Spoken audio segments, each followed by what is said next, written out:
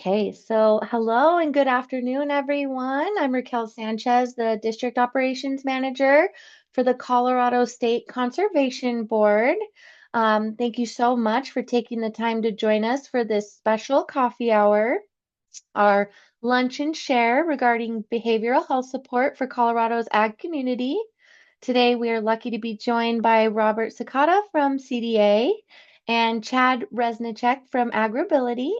They're going to discuss programs like COMET, which are specifically designed to help people recognize signs that someone, especially a producer, may be struggling and equip them with the knowledge on how to offer assistance.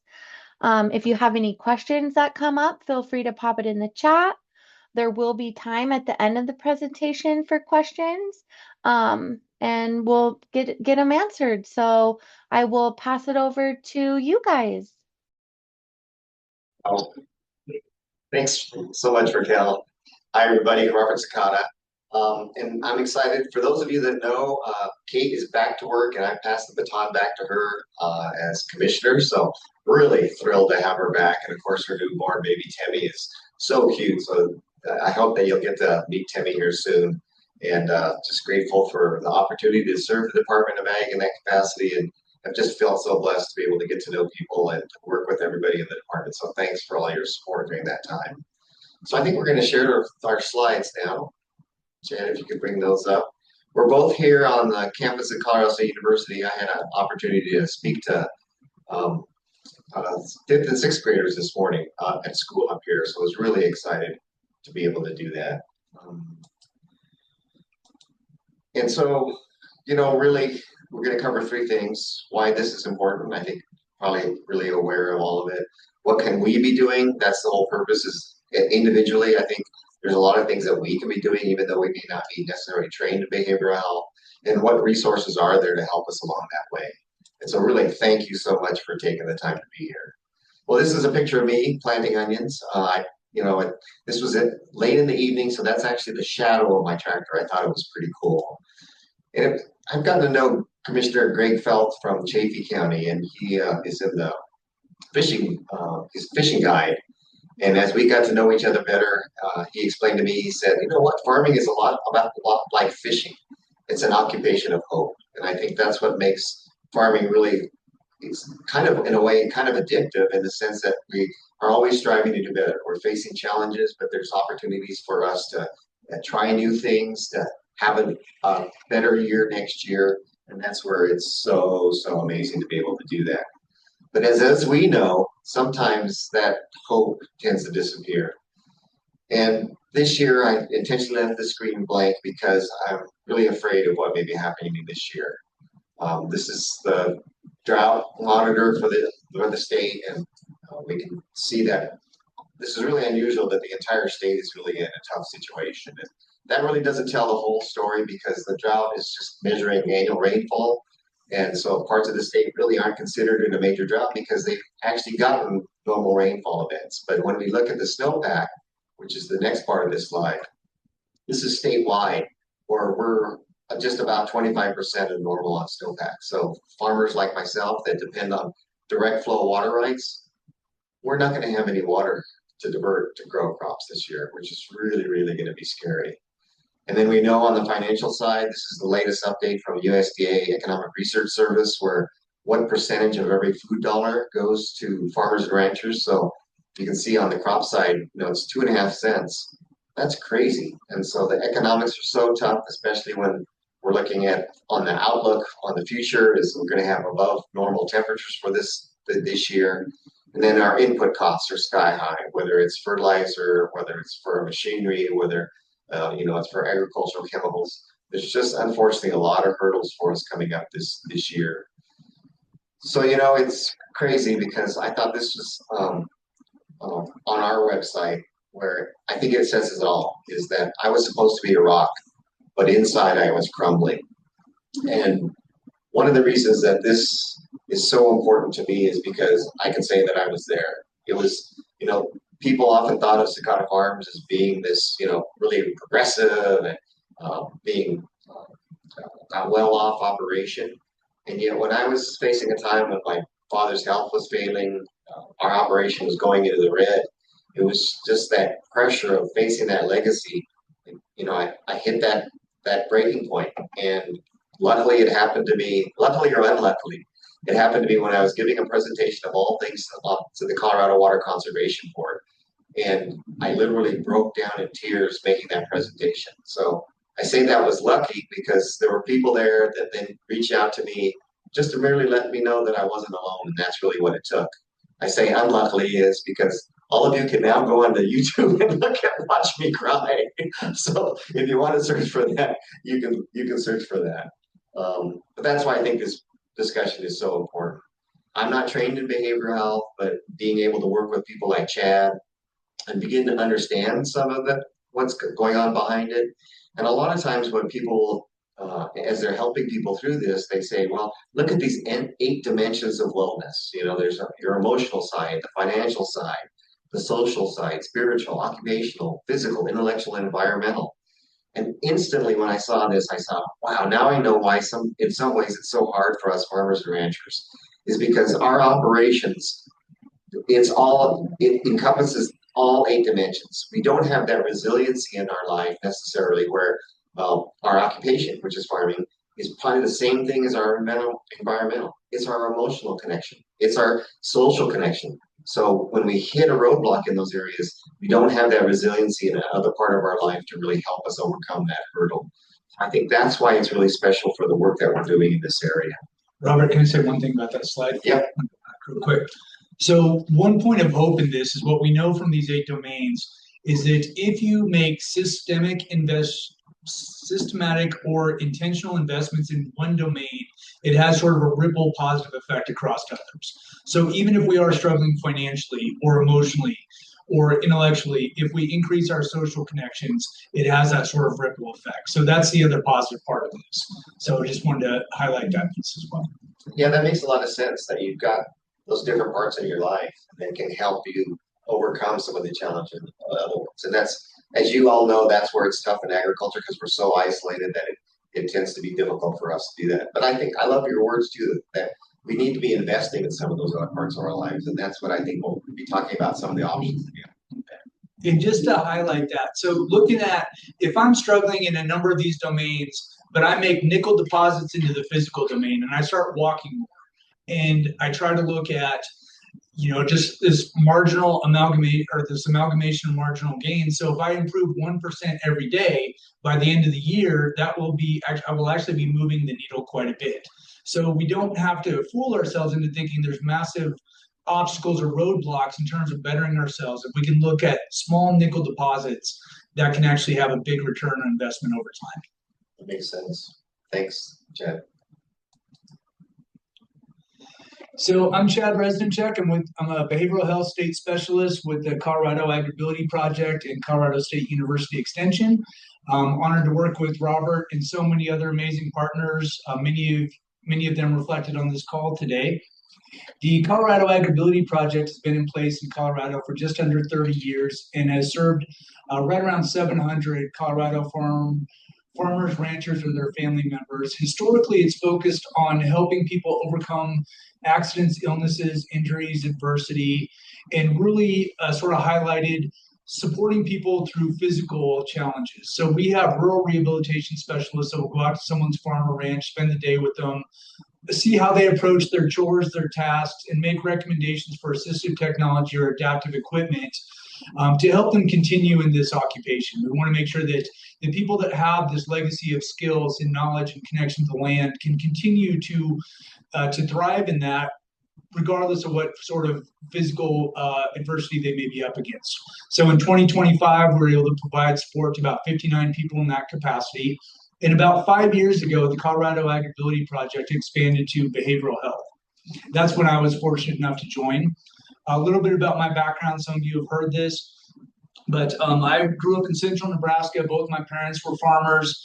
They chose off-farm professions, but I was able to spend most of my summers, weekends, and free time being able to provide highly unskilled but very affordable labor to my grandparents' operation. And I had just enough knowledge to consider myself an ag tourist. I didn't know all the stresses they went through, but I have a deep appreciation for those connections to life cycles and seasons, the work ethic, and just the values that are inherent. And so I feel very blessed to be part of this program and able to combine my professional background as a therapist for over 20 some years with some of my personal roots. So the Colorado AgrAbility Project behavioral health focus, we try to offer a sort of range or spectrum of services. And what this looks like is we offer preventive education, and this is really like tailored 1 hour presentations around increasing behavioral health literacy, stress management, promoting social connections. But in 2025, all these numbers are from 2025, we were able to get some of this information in front of about 4,430 participants. We also offer community skill trainings. And what these really entail are things like COMET and question, persuade, refer, mental health, first aid, and I'll talk a little bit more about some of those. But they're trainings designed to help community members recognize and respond to signs of distress amongst their neighbors, and in doing so, hopefully create a sort of social safety net to allow our rural and ag communities to look out for one another, knowing that professional services aren't always the answer. We also provide a training called Land Logic to help behavioral health providers best connect with people in agriculture. Last year, we trained 224 people across the country in that. And then combining with Colorado Farm Bureau, we offer counseling that's specific to agricultural populations. We'll talk a little bit more about that in a minute too. And last year, we provided 350 hours of free therapy for Colorado producers and their family members.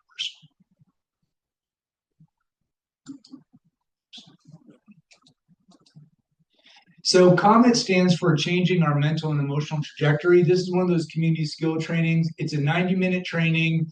It's one of the most accessible in all these, and it's really just intended to help people understand the power and influence and impact we can have when we notice that something's off in one of our neighbors, and just checking in. Something as simple as, how are you? How are you really doing? I've noticed that you haven't been showing up for coffee. Just curious how things are going for you. Those things can make a huge difference. We all operate on the spectrum between wellness and crisis. And in any given day, we can find ourselves at one level or another in that vulnerable space.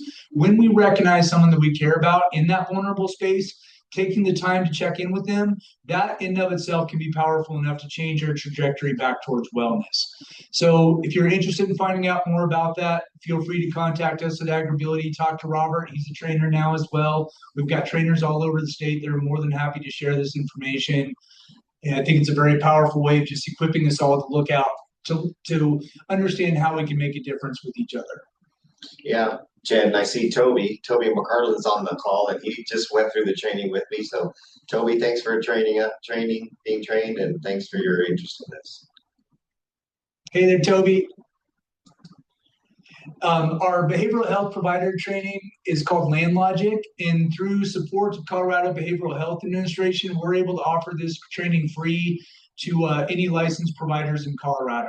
So we have monthly trainings, virtual trainings that people can sign up for. They can go to our website there, thelandlogic.com. It's a 3-hour training. It's designed around ag voucher programs. We wanted it to be suitable for about 5 to 10 sessions. We know that producers don't have a lot of time, so we should be able to help someone get a good handle on their perspective and on their future in 5 to 10 sessions. We want it to be solution focused. It's based on established clinical framework of cognitive behavioral therapy and acceptance and commitment therapy. And we really look at trying to equip our behavioral health providers that do have agricultural clients to be very client-centered, to tap into those deep cultural values within agriculture, and be as holistic and experiential as possible. And then again, in co-facilitation with the Colorado Farm Bureau, there's the Colorado Agricultural Addiction and Mental Health Program. This offers 10 free therapy sessions for anyone involved in Colorado agriculture. You don't have to be an owner operator. If you contribute to agriculture in Colorado, you qualify for this program. It's super simple to apply. It's offered virtually, it's confidential, and all of our providers are trained and dedicated to working with people in agriculture. And if I could, everybody, Chad is such a champion of this. I just actually found out, many of you probably know that it was just 6 sessions prior to this, but because of funding that he was able to secure, it was bumped up to 10. And so, you know, he is really dedicated to making sure that this program is available for people. So thanks, Chad. Thanks so much. Yeah. Thank you, Robert. The success of this, we provided 1,311 hours of free therapy since this program started at the middle of 2021. And the reason we've had such success is because of amazing partners across the board, from Colorado Department of Ag, Rocky Mountain Farmers Union, all sorts of people being able to spread the word and try to help promote this program. So we want to try to keep that going as much as possible, especially with the uncertainties you mentioned that we're facing this year. And anybody that's touching agriculture can participate. Absolutely. So an ag worker, ag lender, a seed person. So. Absolutely. I would assume everyone on this call, in one way or another, who touches agriculture and qualify for that. Great. Yeah, I wanted to talk a little bit about the Department of Ag, our Ag Behavioral Health Work Group. You know, it was founded because of legislation that was passed in 2024, again, because of the work AgrAbility is doing, and Rocky Mountain Farmers Union was so dedicated to and seeing the need for behavioral health support that they passed this legislation, SB 24055. So if you happen to see these representatives of senators, Janet Marchman was on the bill, Perry Will, Megan Lukens, Anthony Hartsook were all sponsors of the bill. And it really, part of it created the Ag Behavioral Health Community of Practice Work Group. That's the full name of it. We just call it the Ag Behavioral Health Work Group. And we lead it, co-lead it at the Department of Ag along with the Colorado Behavioral Health Administration. And the mission really is to convene a group of leaders. So Commissioner Greenberg has appointed 18 people, diverse backgrounds all across the state. Some of them are behavioral health care specialists. Some of them just have lived experiences. We have people that are veterans. We have people that are engaged in other ways. We have 2 representatives from the tribes, so we're really excited by the diversity we have there. And when we started this up, the legislation says that we have to meet monthly. And we asked the work group, we said, wow, that's pretty aggressive. Do you really want to meet monthly? And they said, absolutely. So I think I'm really proud that they're really engaged. We meet monthly for 90 minutes, provide updates about what's going on in their neck of the woods and how we can be transferring that knowledge to different parts of the state. And then really this slide, this QR code will take you to our website. All the meetings are open to the public, and we really want to encourage participation. If there's programs that you think we should know about, please send them our way. I'd love to hear about them, have presentations about them. Again, I think so much of it's about, we know that the state's kind of in this funding crisis right now. So it's really, I think, up to our local communities to say, what can we be doing locally? And so much of it, you know, doesn't necessarily need to be that we need to build a clinic.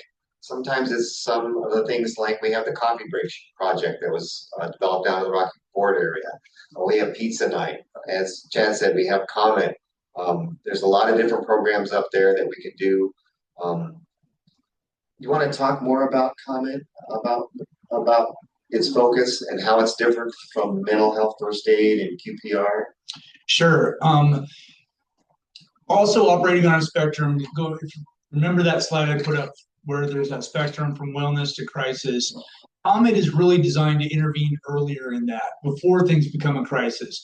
There are very specific trainings such as question, persuade, refer, which help people identify and respond to actual like suicidal ideation, or when there's greater risks for someone harming themselves or putting their life at risk.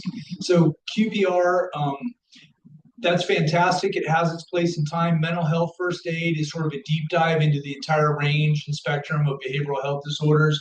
But if you can't take a Psychology 101 course, that's a fantastic option. That's about, I think it's about an 8-hour investment of time. So in terms of a time commitment, it's certainly more than COMET.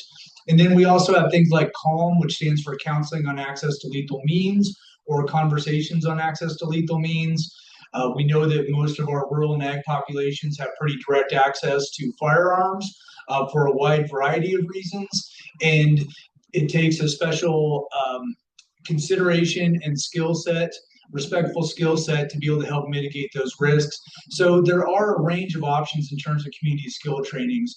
But part of the reason I've always been drawn to COMET is because of how accessible it is, because it is meant to help intervene early on before things get out of hand. And it's really just built on the concept of neighbors helping neighbors. It was developed in eastern Colorado. Its tagline is developed by rural communities for rural communities. And it really just looks to optimize those social connections that are both our biggest protective factors and some of the most amazing resources and treasures that we have within our rural communities. So I appreciate that ability to just tap into something. Within 90 minutes, you can walk out of those trainings feeling like if you do run into someone that's struggling, you kind of know what to do, and you can act as that bridge to get them connected to whatever sort of help, or at the very least, just let them know that they're valued and they're not alone. Yeah, I think that's where I see also the great advantage of COMET is that, you're early upstream, you're hopefully before they're thinking about considering suicide. And I think in a lot of ways that it's easier to turn that ship. It's like the big tanker ships. It takes them a while to turn. And so I think the earlier you catch it, the better. I've had the opportunity to take mental health first aid. Like you said, Chad, that was a whole day event. So it was a pretty big time commitment and pretty detailed. And then QPR, I think it was about 90 minutes too, but really focused in on suicide. If somebody's suicidal, what kind of things can you be doing? And so I appreciated all of them, but at least from my standpoint as a farmer, if you have the opportunity, I would prioritize that. Try to engage with a COMET training first, and then think about QPR, mental health first aid, from my standpoint. And in the meantime, until you decide to sign up for any of those trainings, if you find yourself in a situation where someone needs help, 988 is always a very easy resource to access. They're there to help people. They're there to answer that phone call and be able to provide support. While we have this slide up, if you get a chance to put in your phone the AgriStress helpline, 833-897-2474. It's not as easy to remember as 988. But that helpline is specific for people in agriculture. It's got all the same training and resources as 988, with the additional layer that those call operators are, one, specifically attuned to some of the challenges in agriculture and also aware of some of the specific resources that may be available for our producers. Yeah. And I also, one of the messages, I don't know, Chad, if this is good or bad, you better tell me now. But I always say, too, we're all different individuals. So if you reach out to one person or a counselor and it doesn't work, doesn't mean that they're all not going to work. Reach out to somebody else. We make different connections with people. Just if you don't have a great experience the first time, don't let that get in the way of reaching out to somebody else. I agree with that 100%. And we see that that's often a barrier in terms of both healthcare and mental health care. That if I try to reach out, I summon the courage and willingness to reach out, and I don't have a great experience, it makes me reluctant to further engage in that service. I would challenge us, though, how many of us have actually done that with mechanics? How many of us decided that I ran into one mechanic that didn't help me, so I'm just going to quit getting my car serviced? It's not how that works. If we prioritize the fact that we want to continue to put miles on our tires, we find someone that we can trust and connect with. And the more we can normalize doing that for our health across the board, whether that's financial, whether that's physical, whether that's behavioral, it's a better way to take care of ourselves. Yeah. Thanks, Raquel, for putting that number in the chat. I appreciate it. So again, like we talked about, it's a lot of what I think is important is just neighbors looking after neighbors. And that's what we're really trying to promote here. So there's ideas like the Coffee Break Project, Rocky Mountain Farmers Union has been having pizza night outs, just making those connections with people. I thought it was always so cool that I was told at the Coffee Break Project that, they meet and they don't necessarily talk about depression or anxiety or suicide. They talk about the weather. They talk about the drought. They talk about how high fuel prices are, but they're talking and they're engaging. And I think that's what's really critical. And providing a space for people to come together to do that. Yeah, exactly. I guess you could raise your hands if you've seen the movie Legacy. This is produced, a local film produced in Colorado that talks about families that really, faced the issue of suicide. I thought it was really well done. And I don't know how many of you heard The Gift of 8 Minutes, but this is separate from Legacy. But I found this out is that, so many times it's really difficult for somebody to ask for help. They could go up to somebody, I could go up to Chad and go, Chad, I'd like to talk to you sometime. He may not really know that I am really depressed, and I'm really not willing to say that I'm really depressed. But it's a lot easier to say, "Hey, Chad, do you have 8 minutes?" And it's interesting because even if Chad doesn't know that that's kind of a signal word of 8 minutes, it's that it kind of engages that person and goes, interesting, 8 minutes. Yeah, let's talk for 8 minutes. You defined a set of time, and I think it's a neat idea. So if you ever find yourself in a tough place and don't know how to ask for help, ask for 8 minutes. And then I hope that if somebody asks you for 8 minutes, that you'll definitely put down that phone, you'll get off that horse and listen to that person because sometimes all they need is to know that they're again not alone.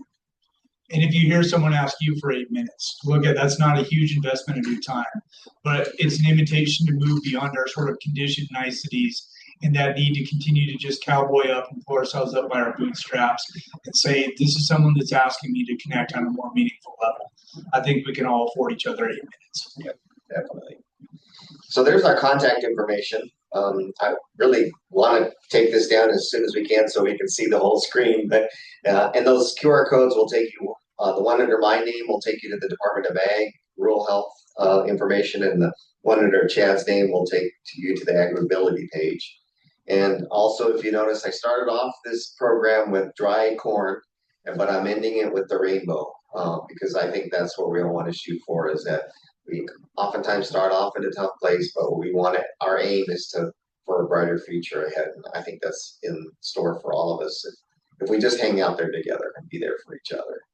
So that's the end of our presentation. I think we want to engage everybody, and I think once we get everybody back up on screen on one place, I have a question for all of you actually right away. Is by raising your hands, how many of people have participated and gone through the COMET community COMET training?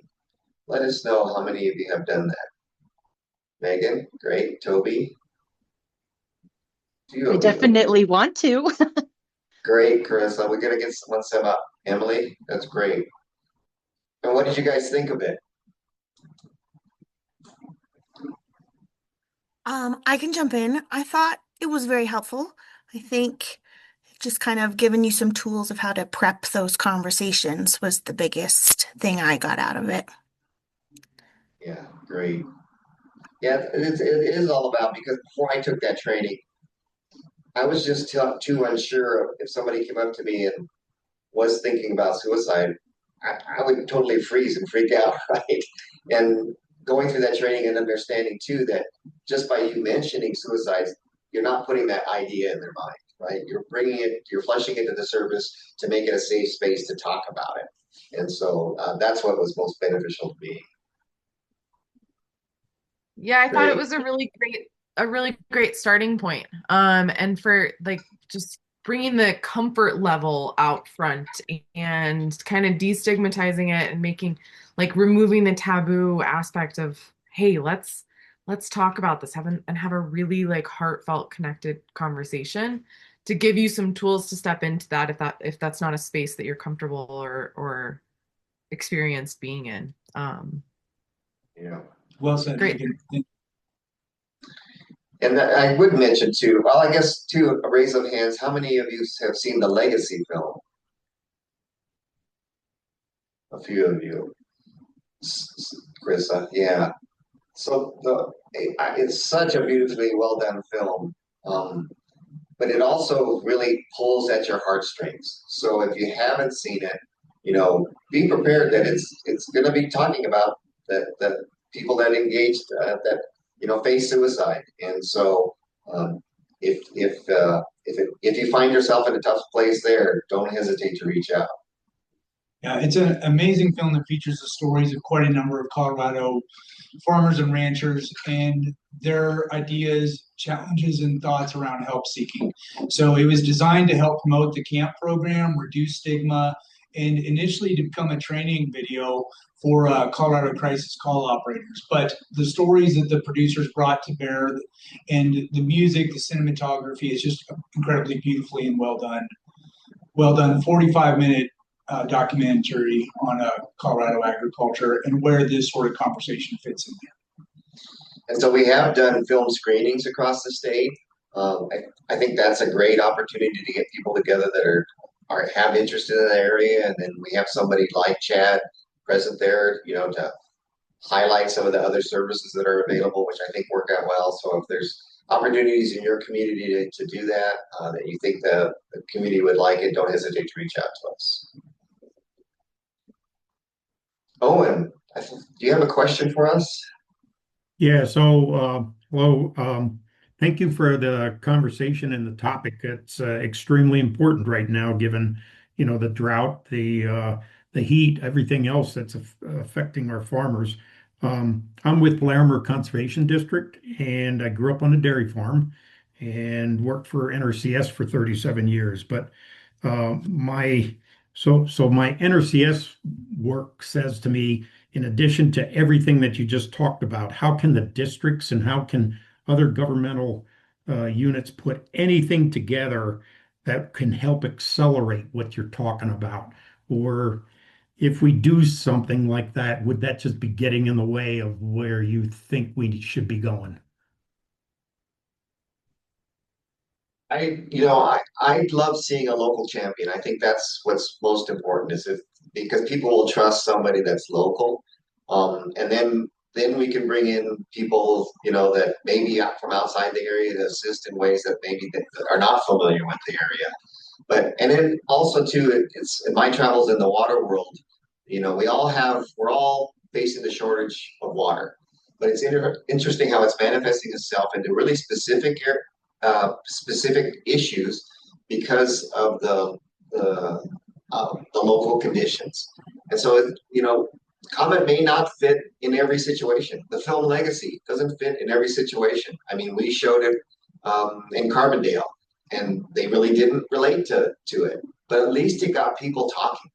I think that's what was important is we got people talking. They started off by going, "Wow, that film didn't really touch me. It was about big ag, and we're not big ag." But we started to talk about the emotional stresses, and I thought that's what was really critical. And I love, Owen, that you're talking about that because COMET is not just for producers. I've talked now to the state engineer, Jason Ullman, and he's going to hopefully set up COMET training for all the river commissioners because they're going to be under huge stress this year trying to divvy up the water. And hopefully, I mean, a lot of times they're interacting with our farmer more than other people. They may see the signs of a farmer or rancher feeling stressed when they're engaging with them. So whether it's a banker, whether it's somebody from NRCS, whether it's a river commissioner, I hope that we can get this kind of information out there to as many people as we can. Oh, and the only other thing I would add in there is that I think if the overall desire is to find connections and find ways to bring people together, that there's no way to get in the way if that's your motive. And as we all face these challenges going forward, anything we can do, our natural sort of reaction, which isn't always healthy when things get stressful, is to kind of pull back. One, I don't want to be a burden on Robert or anyone else. But what we really need to do when things get tough is learn to lean towards each other. And maybe it doesn't help my water levels, but if I know I'm not alone, and I know that I've got someone I can at least joke with or cry with or commiserate with, that alone, I mean, that as the entire time we've been a species on this planet, it's our tribe, it's each other that's helped us get through every challenge we've ever faced. And the more we can prepare ourselves and pave the way for cementing those connections, I think that can only help us as we move forward. Yeah, thank you for that. And I realize I probably didn't explain myself very well. Sorry about that. But whether it's Cooperative Extension Service or the conservation districts or the Farm Bureau or whoever, if we can help, I used the word accelerate what you're trying to achieve. That I think people can or should be wanting to do that. Yeah, and I think that can be as simple as if you're doing a presentation to just put a resource slide at the end of it. Or if you want to reach out to me and get some camp cards, they have we've got these little business cards with a QR code on the back for camp. We can get those sent wherever in the state. If you just want to be able to share what's out there, share names, Robert, AgrAbility, Rocky Mountain Farmers Union, Department of Ag as a whole, Colorado Behavioral Health Administration. There's lots of partners that are trying to help in all sorts of ways. And Extension is working hard to be able to put together drought-specific resources. I'm sure you all are doing that too. So I think the more that us as organizations can look at what are financial resources, what are conservation resources, what are social resources, all those things, the more we can share those ideas with each other, probably the better. And for those of you that have seen me present, even though I'm there presenting on water issues, my last slide is always about behavioral health. So I kind of sneak that in a lot of times. And then we've done the legacy film in conjunction with basin roundtables. Because sometimes, if we have a meeting on behavioral health, farmers and ranchers may not come. But if we have a meeting about water, and then we talk about behavioral health, so many times people come up to us afterwards and go, wow, I'm so glad that we talked about that and that we added that as part of the conversation. Chad, I was going to mention on the land logic training. Oh, I think Chris. Sorry, I was going to mention something. So I went to for those who are unaware, but I live in the northeastern corner of Colorado, and I went to the Holyoke showing of Legacy a few weeks back, and learned about COMET because I didn't even realize that existed. And I was like, I need to get all my conservation districts on this and like start getting the ball rolling. And so I was just super jazzed to learn about that. And I'm so glad you guys were able to explain some more. But I would love to work with all you guys on getting something rolling. At least in my area, we could try it out and see if we could go further with it. But I just wanted to put that in. So thank you guys. We'll be reaching out to you, Krista. Perfect. Sounds good. Thank you. Megan, I saw you came off mute there. I was just going to call on you anyway. Can you talk a little bit about Seed Peace Organization? Because that's a really amazing sort of holistic approach to providing resources. And I can't always remember the counties that they cover. And anything else you were going to say before that? Sure. Yeah, sure. Thanks so much, Chad. So kind of actually pinging off of Carissa's comment, I'm also on the Delta Conservation District, and our next board meeting is on the 13th, and I want to put this on our agenda item to discuss. And I was wondering if you guys could give me a short little cheat sheet to be like, hey, this is this is what our resources are, and let's talk about it. And how do we, as a district, put this out to our constituents, encouraging board supervisors to take the COMET training. So just a little cheat sheet request if that's possible. And then as far as the Seed Peace Fund goes, so this fund came out of a response to a farmer who had committed suicide in the Roaring Fork Valley in Colorado. I'm assuming everybody's in Colorado on this call. And it's a fund that farmers can tap into for medical support, for eye care support, for mental health support. There's various different iterations of they do yoga, and there's some mental health and wellness resources, and there's different benefits so they can help with some of that. It says Pitkin, Garfield, Eagle, and Delta counties, and then other counties in Virginia, it sounds like, too, because I think that his dad is based in Virginia. So anyways, you can check out their website. But it is a really good resource too. So yeah.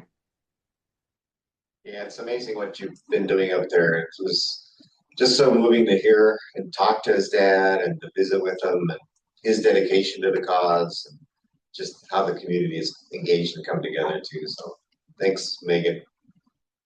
And Megan, I'll reach out to you on developing something, putting together what would be most helpful for that purpose.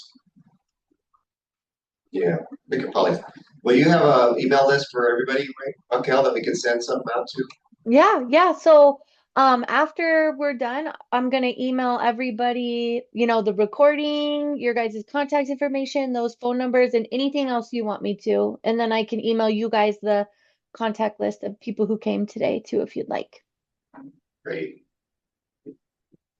Yeah, we want to be sure to get that information out to everybody. Yeah, on the land logic, Chad, I didn't, I haven't had an opportunity to engage with it. You shared with me some of the information, but it's really cool how that you've connected it back with the land. I mean, and you've connected it with agricultural principles. So, from my side, when you were talking about it, you were doing behavioral health speak, but when the documents I saw, you all related it back to ag, which I thought was really cool. Thank you. Now we try to be very intentional there in looking at, if a dairy producer seeks out a therapist and talks about their stress level, and the therapist advises them to take a 2-week vacation, the odds of that producer coming back is pretty slim. So we really tried to tap into the notion of what's called the agrarian imperative. And this was put out there by Dr. Michael Roseman. He's kind of considered the godfather of agricultural psychology, but he talks about this deep sort of almost genetic connection that drives, it's a connection to the land that drives producers to work uncommon hours, take uncommon risks. And it's that desire to preserve that connection to the land. And that can be tough. There's very positive things in terms of values and purpose that can come from that, but it can also come at the expense of people's health, their physical relationships, their financial well-being. And so recognizing that for every individual, that relationship is going to be different. It can be positive, it can be negative, it can be neutral, it can be anywhere in between. And so to encourage therapists to start assessing that as much as they're assessing anxiety, depression, all the clinical things we're trained to look for. And one of the things we looked at is that, with the rural rehabilitation specialists I mentioned that go out to someone's farm or ranch and looks at how they approach their chores. As behavioral health providers, we don't really have that luxury to get out and see what someone's life looks like from the boots up level. So the next best thing that we considered is taking the concept of the aerial photo. For myself, growing up in the Midwest, almost every farmhouse had an aerial photo, which is a bird's eye view of someone's operation. So if as a therapist, if Robert comes in to meet with me as a producer, I may not know anything about his crop production, and that's okay.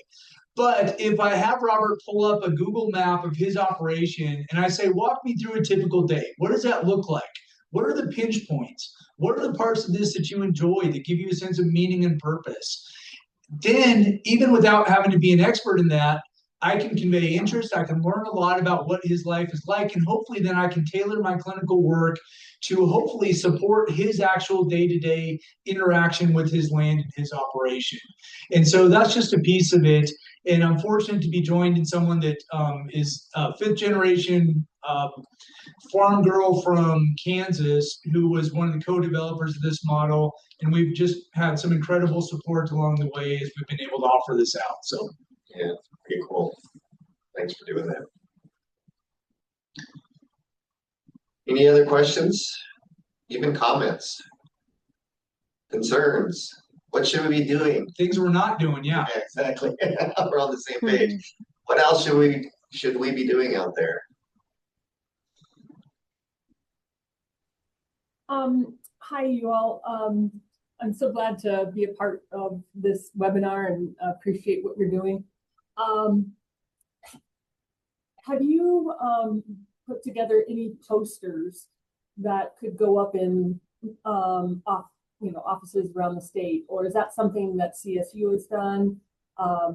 Is that available that we could get out to conservation districts so that they can have cards and posters to display? Great question, Cindy. I think you've given us our first to-do item, because although we probably each have individual like pamphlets and brochures, to be able to come up with some sort of comprehensive list of like all the different organizations looking to support across the board would be, I think, a pretty cool thing to have going forward. So otherwise, like I said, we can get individual each of our programs probably has some promotional materials that we could share and distribute, but to be able to find a combined version of that, something like what Megan's talking about too, that would be simple to share and condense all these things into one easy to use and accessible format, I think is a great idea. Yeah. Great idea. Thanks, Cindy. Yeah, thank you guys. Cindy, do you happen to have any graphic design skills that you'd like to share with us in this endeavor? But you know who I think of is Kate McCroy. She has done some amazing materials for us for the Department of Ag over the years, and she's so creative. Yeah, and that could be one of the projects of our ag behavioral health. Yes, it's a great idea. So, and that way we can utilize some of the resources of the department. That's part of our mission, is to compile what resources are available. So a poster is a great idea.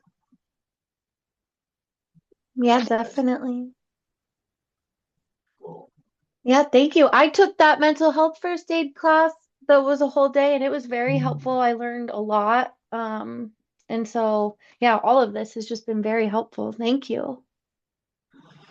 Appreciate that endorsement. And I think it sort of underscores the idea, and Robert mentioned this too, that you don't have to have behavioral health training to be able to make a difference in these endeavors. And in some ways, I'd say that you're probably able to move the needle on a larger level if you don't have that. As you mentioned, Robert, it's kind of difficult to get people to show up for a behavioral health specific training, but just knowing in our day-to-day interaction, regardless of what our scope, professional scope or purpose is, if we feel equipped to help promote connections, look out for people that are under stress, that can make a huge difference. And so if this is an area that you want to learn more about, mental health first aid, again, is a great way to just increase your knowledge base. And ultimately what this comes down to is just tapping into our own humanity and understanding the importance of those social connection pieces. Mm-hmm. And especially knowing that all of you touching agriculture in so many ways, there's so many social connections that are inherent in that. And as agriculture is forecasted to get tougher over the next year, the more we can strengthen those connections, the better. See, Mariah's got her hands up. Love to hear what you got, Mariah.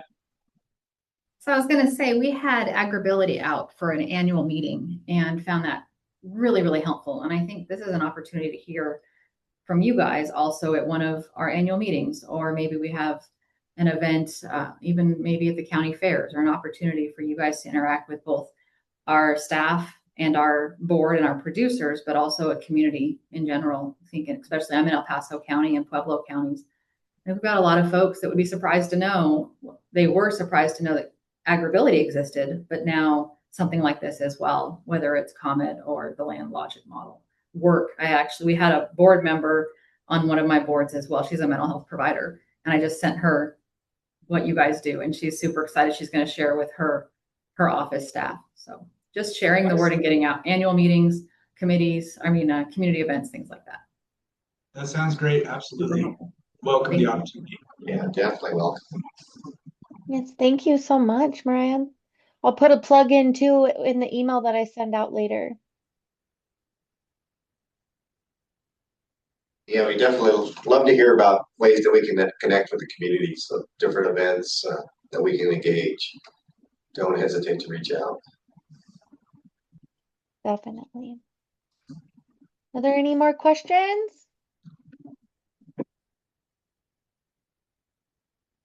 Okay, well, I'm going to stop recording.